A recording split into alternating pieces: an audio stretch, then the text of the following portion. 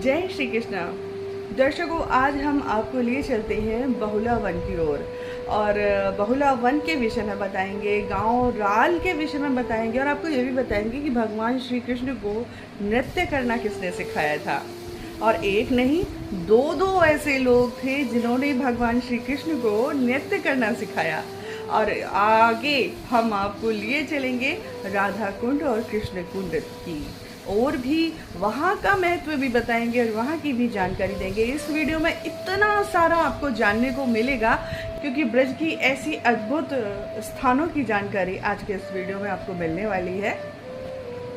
तो सबसे पहले हम बात करते हैं बहुला वन की। बहुला वन मथुरा से जब हम छटीकरा जाते हैं तो छटीकरा से गोवर्धन रोड जाती है और उसी रोड पर ये थोड़ा आगे जाने पर गांव है बहुला वन, जिसका वर्तमान समय में गांव का नाम जो है वो बाटी है। बहुला वन जो 12 वन है ब्रज 84 कोस में, उसमें से 5वां वन है।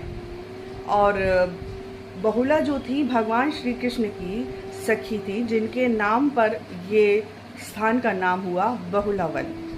यहाँ की कुछ और भी लीलाएं हैं, कुछ और भी कथाएं हैं। यहाँ पर महाप्रभु वल्लभाचार्य जी की बैठक भी है, साथ ही साथ यहाँ पर संकर्षण कुंड और मानसरोवर भी है। कहते हैं कि एक बार श्री राधा जी मान करके यहाँ छिप कर बैठ गई थी लता कुंज, क्योंकि ये इतना सुंदर स्थान था कि ये एक सघन जंगल था, इसीलिए वन जैसा कि नाम से ही आपको समझ में आ रहा है। तो यहाँ छिपकर जब राधा रानी बैठ गई थी मान करके, तो भगवान श्री कृष्ण को पता चला कि राधा जी यहाँ बैठी हैं, लेकिन अकेले जाने की हिम्मत नहीं थी। तो राधा जी की जो सखियाँ थीं उनसे बड़ी मंत्रणा की गई, बड़ा अनुसंधान किया गया और उसके बाद में वो यहाँ आए श्री राधा जी को मनाने के लिए। तो यहाँ पर जो कुंड है उसमें स्नान करने का भी बड़ा महत्व है। कहते हैं कि यहाँ स्नान करने से आपकी मनोकामनाएं पूर्ण होती हैं और एक बार जो यहाँ पर आता है उसका मन कहीं ना कहीं यहाँ के दृश्यों को देखकर रम जाता है। बहुत सारे यहाँ पर पंछी आज भी यहाँ दिखाई देते हैं। कुंड के आसपास में वृक्ष लगे हुए हैं। बहुत सुंदर और बहुत मनोरम दृश्य है। महाप्रभु चैतन्य जी भी यहाँ आए थे और यहाँ का ये दृश्य देखकर, वो अद्भुत दृश्य देखकर उनकी आंखों से झरझर आंसू बहने लगे थे। इतना उन्होंने भाव अनुभूति उनको भगवान श्री कृष्ण और श्री राधे जी की यहाँ आकर के हुई थी। यहाँ की एक और विशेष कथा है, वो कथा भी आपको बताते हैं। यहाँ एक बार की बात है, कुंड के पास में एक गाय जो है पानी पी रही थी। वहीं पर एक बाघ आ गया और बाघ ने कहा कि मैं तुम्हें खाऊंगा। तब गाय ने कहा कि देखो, मेरा अभी एक बालक है, उसको मैं दुग्ध पान कराया हूँ और उसके बाद में तुम मुझे खा लेना। तो बाघ ने कहा, ऐसा कहीं होता है भला कि तुम अभी मेरे से कह रही हो कि तुम जाओगी और फिर वापस आओगी? मैं कैसे विश्वास करूं? कि उन्होंने कहा, विश्वास आपको करना पड़ेगा, लेकिन मैं आपसे कह रही हूँ, मैं बिल्कुल सच कह रही हूँ कि मैं वापस लौट कर आऊँगी और आपके पास आपका आहार बनने के लिए आऊँगी, आपका भोजन बनने के लिए आऊँगी।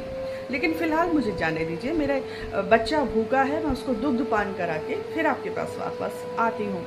तो बाघ को थोड़ा सा विश्वास हो गया कि ठीक है, जाने देते हैं। तो जब वो अपने घर पहुँची, ब्राह्मण के घर पहुँची, तो अपने बच्चे को उसने कहा कि तुम दूध पी लो पेट भर के, जितना तुम्हें दूध पीना है, और उसके बाद मैं तुम्हें आगे दूध नहीं पिला पाऊंगी। ये कहते कहते उसकी आंखें भर आई।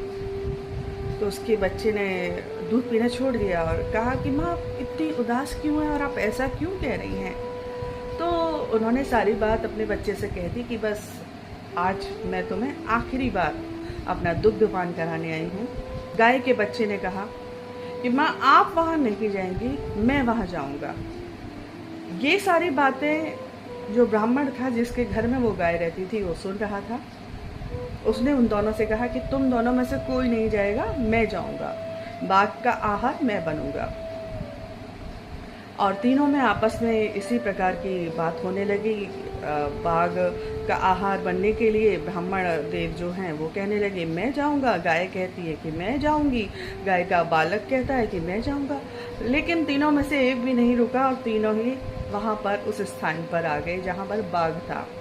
और बाघ से कहने लगे, तुम एक दूसरे के लिए कहने लगे कि तुम इन्हें छोड़ दो मुझे खा लो, तुम इन्हें छोड़ दो मुझे खा लो।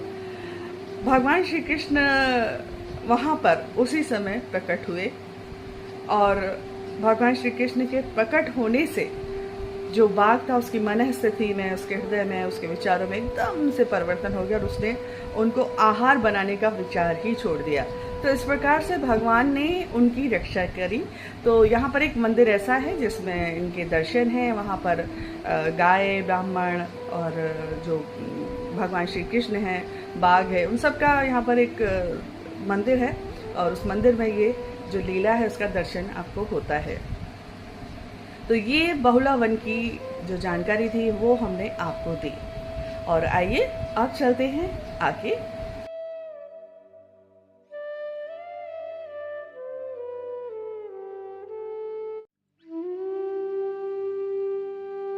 और अब हम आपको दर्शन करा रहे हैं तोश गांव के। ये तोश गांव विशेष क्यों है? तोश गांव विशेष इसलिए है कि यहाँ पर भगवान श्री कृष्ण के एक सखा थे जिनका नाम था स्तोक कृष्ण। तो जो तोश नामक गोप थे वो स्वयं नृत्य कला में बहुत निपुण थे और उन्होंने ही भगवान श्री कृष्ण को नृत्य कला में निपुण किया। तो उस नृत्य से कृष्ण जी को बहुत संतोष हुआ, जिसके नाम पर इस स्थान का नाम तोश गांव हुआ। और यहाँ तरस कुंड है जिसके जल को पीकर गौएं, ग्वाल बाल श्री कृष्ण और बलराम को बड़ा ही संतोष होता था, इसलिए भी इस गांव का नाम तोश गांव है।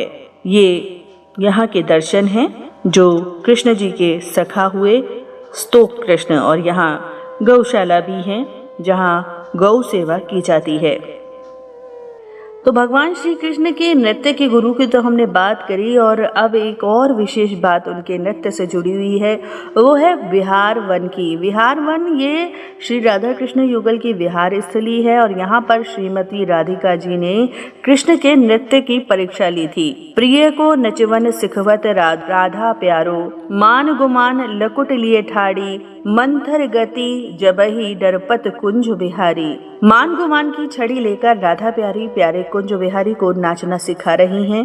किंतु जब राधा प्यारी के निर्देश के अनुसार क्षिप्र गति से नृत्य में कोई त्रुटि आ पड़ी तो प्यारी जी ने आंखों की प्रखर दृष्टि से उन्हें ताड़न किया। और यहाँ बिहार कुंड है जिसके निर्मल जल में ग्वाल बालों के साथ कृष्ण ने गौओं को मधुर जल पिलाया और जल विहार किया। पास ही में अति रमणीय कदम्ब खंडी भी है जिसमें छोटी सी छतरी में भगवान के श्री चरणों के चिन्ह दर्शन हैं।